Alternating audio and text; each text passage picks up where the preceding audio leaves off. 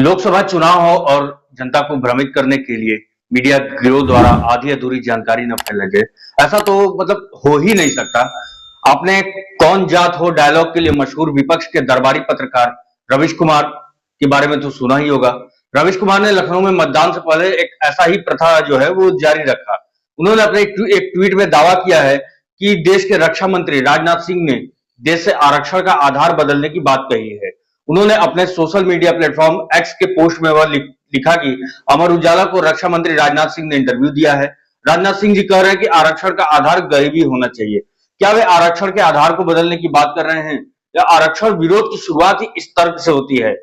बाकी आरक्षण के सिद्धांत जानकर इस पर रोशनी डालेंगे, बताएंगे कि धर्म और गरीबी के बीच एक मुख्य आधार गायब है और वो क्या है। अपनी बात में दम दिखाने के लिए रवीश कुमार ने अपने पोस्ट में यह भी बताया कि राजनाथ सिंह का जो इंटरव्यू है वो पेज 10 पर छपा है। वह वरिष्ठ राजनेता है, कई बार चुनाव जीत चुके हैं। इसके साथ ही उन्होंने पोस्ट में यह भी लिखा है कि आज लखनऊ में मतदान भी है। पोस्ट से साफ स्पष्ट है कि वो मतदाताओं के मन में शंका डालना चाहता है कि भाजपा आई तो आरक्षण खत्म होगा। कहीं भाजपा जो है वो आरक्षण खत्म न कर दे, मतदाताओं के मन में आरक्षण खत्म करने का ये डर डालना चाहते हैं। लेकिन इस पोस्ट की हकीकत क्या है, आइए जानते हैं कि क्या सच में रक्षा मंत्री ने देश में आरक्षण खत्म करने की बात कही है जैसा कि रवीश कुमार समझा रहे हैं, या कुछ और बात है। तो इसके बारे में पता लगाने के लिए जानिए कि अमर उजाला के इंटरव्यू में आखिर राजनाथ सिंह ने क्या कहा है। इंटरव्यू देखने पर पता चलता है कि आरक्षण पर रक्षा मंत्री से जो सवाल हुआ था वो इस प्रकार था कि विपक्ष का कहना है कि यदि भाजपा 400 पार हुई तो आरक्षण या संविधान में बदलाव होगा। इसी सवाल के जवाब में रक्षा मंत्री ने पूरे मुद्दे पर अपनी राय रखी, लेकिन ये राय ये संदेश नहीं देती जो जैसा कि रवीश कुमार जो है वो बताते दिख रहे हैं। उन्होंने कहा कि 80-90 बार संविधान में संशोधन तो इन्हीं लोगों ने किया। वर्ष 1976 में इंदिरा गांधी ने तो संविधान की आत्मा उसकी प्रस्तावना में ही परिवर्तन कर दिया था।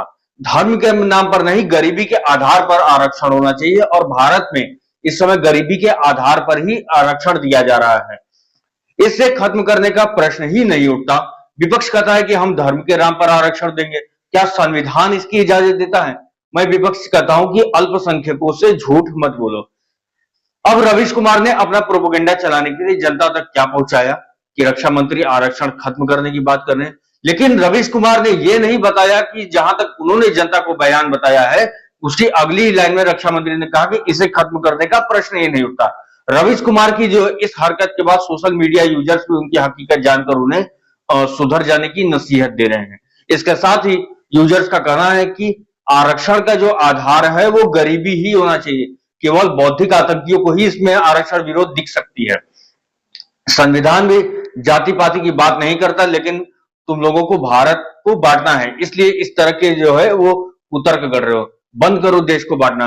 खैर, अब लोकसभा चुनाव सर पे है तो रवीश कुमार और इस तरह के जो दरबारी पत्रकार और दरबारी लोग हैं वो ऐसा ही कहेंगे जिन्होंने कि 10 जनपद पर अपनी जो ईमान धर्म है वो गिरवी रख दिया था।